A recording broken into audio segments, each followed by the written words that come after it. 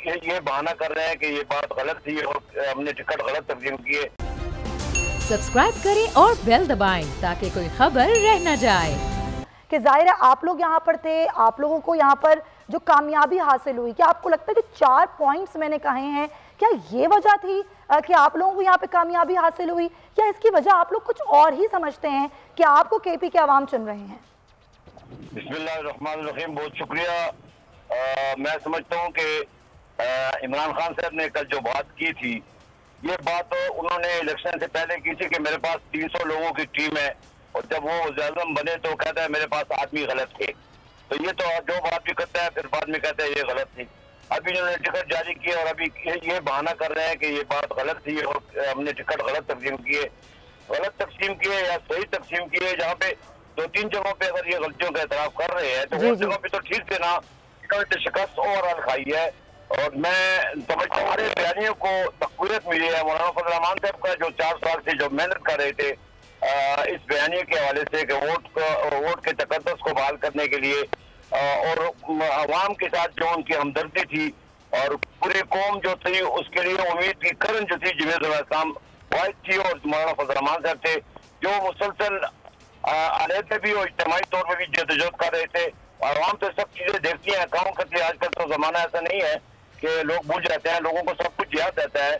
इन्होंने जो वादे किए थे कौम के साथ, इन्होंने जो ख्वाबें दिखाई थी, इन्होंने जो नौजवानों के साथ जो वादा किया था, वो सारे के सारे इनके अधूरे रह गए।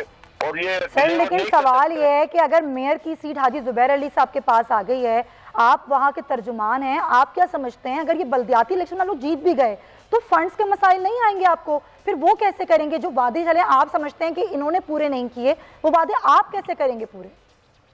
देखिए जनाब, हमारा काम तो ये नहीं है कि हम जो इन्होंने बड़े बड़े दावे किए, हमने भी किसी से के साथ कोई दावा नहीं किया। अच्छा, अगर सूबाई हुकूमत तहसील मेयर को या तहसील नाज़िम को फंड देगी तो हमसे कौन पूछेगी कि फंड कहाँ लगा है, कहाँ लगा रहे हैं। इन्होंने तो कोई काम ही नहीं किया, इन्होंने तो कोई प्रोजेक्ट ही नहीं दिया।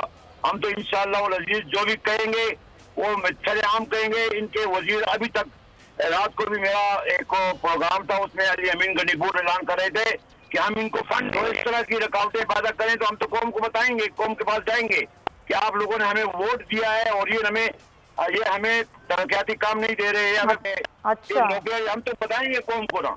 सही। चलें, ये आप कह रहे हैं कि ये बातें अभी से होना शुरू हो गई हैं, क्योंकि यही असल मामला है ना, यही असल सवाल है। हाजी अब्दुल जलील साहब, मैं चाहूंगी अब हमारे साथ ही रहिए। रिजवान मंगर साहब हमारे साथ हैं। रिजवान साहब, क्या हुआ? आप बड़े मतलब उम्मीदवार, मजबूत उम्मीदवार थे आप हुक्मरान जमात की तरफ से, फिर क्या हुआ कि हाजी जुबैर अली साहब ने आपको हरा दिया? क्या वजह बनी? देखें, सबसे पहले तो मैं अपने पेशावियों का बहुत ज़्यादा मशकूर हूँ। जिस तरह की हमारी कैंपेन थी, जिस तरह हमने अल्हम्दुलिल्लाह हमारी कैंपेन बिल्कुल टॉप पे जा रही थी, और हमारे साथ पब्लिक का जो उनका जो हमें प्यार उन्होंने जो दिया है वो हम कभी नहीं भूलेंगे। देखें, ये तो सवालिया निशान है।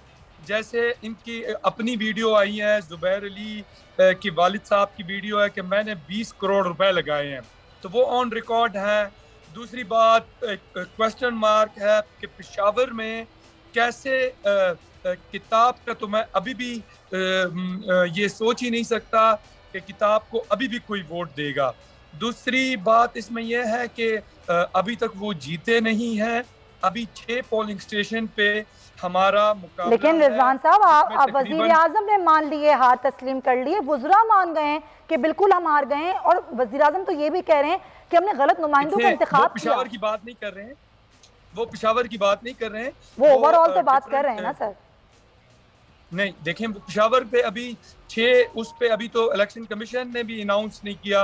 अभी 6 हल्कों पे जो है, 6 पोलिंग स्टेशन पे जो है वो इलेक्शन बाकी है। 6 पोलिंग स्टेशन पे अभी इलेक्शन बाकी है। बाकी हमारा कोई 16,000 वोट जो है वो मुस्तरद हुआ है, तो उसकी भी जो है वो जांच। चले, आप ये कह रहे